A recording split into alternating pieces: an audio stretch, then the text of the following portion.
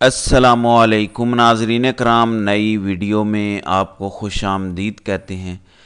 قاضی صاحب اس وقت ایک ایسے مقام پر کھڑے ہوئے ہیں جہاں ان کے لیے شرمندگی اور ہزیمت کے سوا کچھ نہیں ہے، جہاں پہ وہ اپنے ضمیر اور روح کا سودا کر چکے ہیں۔ پورے ملک کی عدلیہ ایک سائڈ پر کھڑی ہے کہ ہم ڈکٹیشن نہیں لیں گے، ہمیں اپنا وجود برقرار رکھنا ہے، ہم کمپرومائزڈ ہو چکے ہیں، ہم فلی کنٹرولڈ ہیں، اس لیے اب اس نظام کے خلاف ہمیں اٹھنا ہوگا، اب ہمیں نو کہنا ہوگا اس ڈکٹیشن کو اور ایجنسیز اور اسٹیبلشمنٹ کی مداخلت کو۔ جبکہ اکیلے قاضی صاحب دوسری طرف کھڑے ہیں، اور قاضی صاحب کے پھر جو کرتوت ہیں کہ ہر چیز پر پردہ ڈالنا، ہر چیز کے اندر پنگے بازی کرنا۔ اب تاثر یہ تھا کہ منصور علی شاہ اور قاضی صاحب کا کوئی گٹھ جوڑ ہے، یعنی منصور علی شاہ بھی قاضی صاحب کے گروپ کے ہی ہیں، اور اب کیونکہ خبریں یہ بھی ہیں، بلکہ خبریں کیا، عرفان قادر نے اس کی تصدیق کر دی ہے کہ قاضی صاحب کو ایکسٹینشن دی جا رہی ہے، یعنی اب منصور علی شاہ چیف جسٹس تو بنیں گے، لیکن شاید وہ کچھ دیر سے بنے، اگر وہ کنٹرول نہ بھی ہوں تو ان کے ساتھ بھی کل کو کوئی سازش ہو جائے گی۔ تو منصور علی شاہ اب لگتا ہے کہ قاضی صاحب کو چھوڑ کر دوسری طرف کھڑے ہو چکے ہیں، کیونکہ اس وقت ہواؤں کا رخ تبدیل ہو چکا ہے۔ جس طرح سے اسلام آباد ہائی کورٹ کے ججز کھڑے ہوئے، پھر ملک بھر کے ہائی کورٹس کے اندر فل کورٹ اجلاس ہوئے، اور ججز کا جو اوپینین آیا، تو اب منصور علی شاہ بھی قاضی صاحب کے ہٹ کر ایک ایسے سٹرونگ پوزیشن لے رہے ہیں۔ منصور Ali Shah supreme judicial council کے ممبر ہیں، پھر 3 رکنی انتظامی کمیٹی کے ممبر ہیں، سینئر پیونی جج ہیں، یعنی اگلے آنے والے پاکستان کے چیف جسٹس آف پاکستان ہیں۔ آج لاہور میں عاصمہ جہانگیر کانفرنس ہوئی، جس میں قاضی صاحب نے معذرت کر لی، شرکت نہیں کی۔ مریم نواز کو کہا گیا، مریم نے بھی اس میں شرکت نہیں کی۔ پھر منصور علی شاہ نے شرکت کی، بہت اہم خطاب کیا گیا آج منصور علی شاہ کی جانب سے عاصمہ جہانگیر کانفرنس لاہور کے اندر۔ یہ خطاب میں سمجھتا ہوں قاضی صاحب کے لیے اور اسٹیبلشمنٹ کے لیے ایک تگڑا پیغام ہے۔ انہوں نے کہا کہ جو جج پرفارم نہیں کر رہا اسے سسٹم سے باہر کریں، کرپشن اور نااہلی پر کوئی سمجھوتا نہیں ہونا چاہیے، جو جج بھی کمپرومائزڈ ہے، کرپٹ ہے، کام نہیں کر رہا، اس کو سسٹم سے اٹھا کے باہر پھینکنا چاہیے۔ انہوں نے کہا کہ آئین میں لکھا ہے عدلیہ مکمل آزاد ہونی چاہیے، جب تک سسٹم کے تابع نہیں ہوں گے آگے نہیں بڑھ سکتے، عدلیہ کے سیاہ باب کا دفاع نہیں کر سکتا۔ انہوں نے کہا کہ میں نہیں دفاع کر رہا، میں نہیں کہتا کہ عدلیہ کے اندر حاجی ثناء اللہ بیٹھے ہوئے ہیں، عدلیہ کے کالے کرتوت ہیں اور ان کا میں کبھی دفاع نہیں کروں گا۔ تو انہوں نے کہا کہ عدلیہ میں کوئی مداخلت نہیں ہو سکتی، ملک کے اداروں کو احساس کرنا چاہیے کہ انصاف نہیں تو کچھ بھی نہیں، انصاف کے سسٹم کو کمزور کریں گے تو اپنے آپ کو آپ کمزور کر رہے ہیں۔ مجھے سمجھ نہیں آتی، یہ کوئی راکٹ سائنس نہیں جو سمجھ نہیں آ رہی۔ انہوں نے کہا کہ اداروں کو بڑا واضح جواب دیتا ہوں کہ عدلیہ کو کمزور کرنے کی اجازت نہیں دی جائے گی۔ دوسری طرف چیف جسٹس قاضی فائز عیسیٰ مزار قائد پر پہنچے ہوئے تھے اور وہاں پر فاتحہ خوانی کر رہے تھے۔ پتہ نہیں کس منہ کے ساتھ ایسے لوگ مزار قائد پر چلے جاتے ہیں اور وہاں پہ قائد کا سامنا کر لیتے ہیں، یا کیسے وہاں پہ فاتحہ خوانی کرتے ہیں۔ میں آتا ہوں منصور علی شاہ کے بقیہ خطاب پر بھی، لیکن کچھ دیگر خبریں آپ کو بتاتا چلوں۔ حامد میر نے اسلام آباد ہائی کورٹ سے رجوع کیا ہے اور انہوں نے استدعا کی ہے کہ ارشد شریف شہید کے قتل کی تحقیقات کے لیے جوڈیشل کمیشن قائم کیا جائے۔ ارشد شریف کو شہید ہوئے 2 سال ہو گئے، ابھی تک معاملہ سپریم کورٹ میں پینڈنگ پڑا ہے۔ اتنا بڑا صحافی چلا گیا، انصاف کے لیے کوئی امید نہیں ہے، تو اس سلسلے میں حامد میر آگے بڑھے ہیں، انہوں نے یہ قدم اٹھایا ہے، بڑا قدم ہے، اور انہوں نے اسلام آباد ہائی کورٹ سے استدعا کیا کہ ارشد شریف قتل کیس کی شفاف تحقیقات کی جائیں، ایک جوڈیشل کمیشن قائم کیا جائے۔ دوسری جانب دھاندلی کے ثبوت آ رہے ہیں، کس طرح سے دھاندلی ہوئی، کس طرح ننگے طریقے سے دھاندلا کیا گیا اور کس طرح بے شرمی دکھائی گئی۔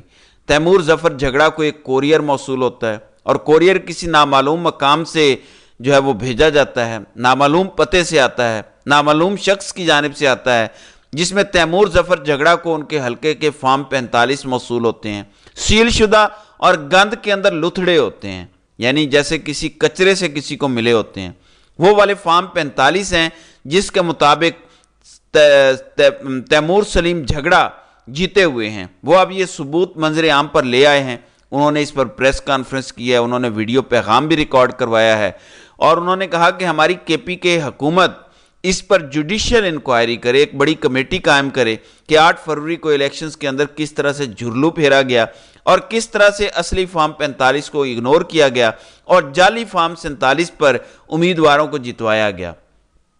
کتنا بڑا ظلم ہوا، اور وہ ثبوت سارے سامنے لائے جائیں، اور یہ کوئی اتنا مشکل کام نہیں ہے۔ دیکھیں، اگر پی ٹی آئی کے کسی ممبر کو فارم 45 نہیں ملا یا تسلیم نہیں اس کا کیا جا رہا، تو باقی لوگوں کے تو پاس ہے نا، باقی لوگوں کے پاس بھی تو سیم ٹو سیم فارم 45 ہیں، تو یہ اتنی کوئی راکٹ سائنس نہیں ہے۔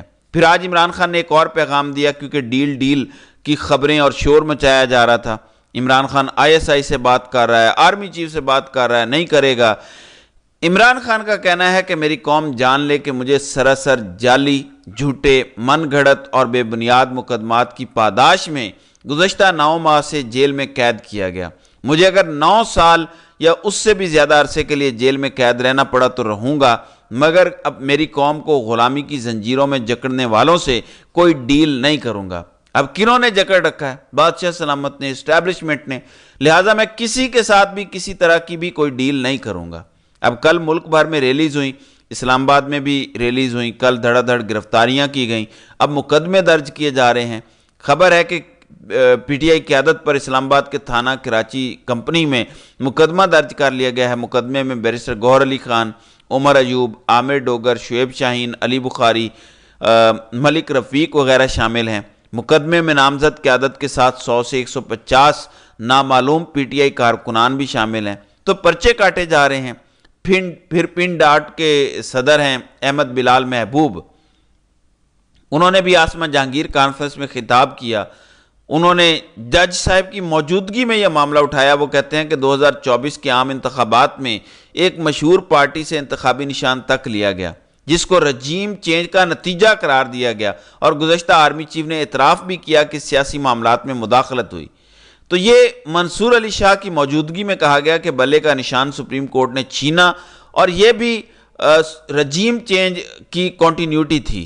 خیر، اب منصور علی شاہ کا مزید خطاب جو جیو نے رپورٹ کیا ہے، اس میں ان کا کہنا ہے کہ عدلیہ کی تاریخ سے خوش نہیں ہوں۔ دنیا میں ہماری عدلیہ سے متعلق ڈیٹا قابل تشویش ہے، یعنی میں عدلیہ کی کارکردگی سے خوش نہیں ہوں۔ منصور علی شاہ کا کہنا ہے کہ ہماری عدلیہ کے بارے میں ڈیٹا قابل تشویش ہے، کچھ ایسا ہو جاتا ہے جس کی وجہ سے عدلیہ پر تنقید ہوتی ہے۔ انہوں نے کہا کہ کچھ تو ایسا ہوتا ہے نا جس وجہ سے تنقید ہوتی ہے، ایسی ہی تنقید ہم پر نہیں ہوتی۔ ہماری تاریخ سیاہ ہے اور میں اس کا دفاع نہیں کروں گا۔ پاکستان میں 24 لاکھ کیسز زیر التواء ہیں۔ زیر التواء کیسز کے لیے ٹیکنالوجی کا سہارا لینا ضروری ہے۔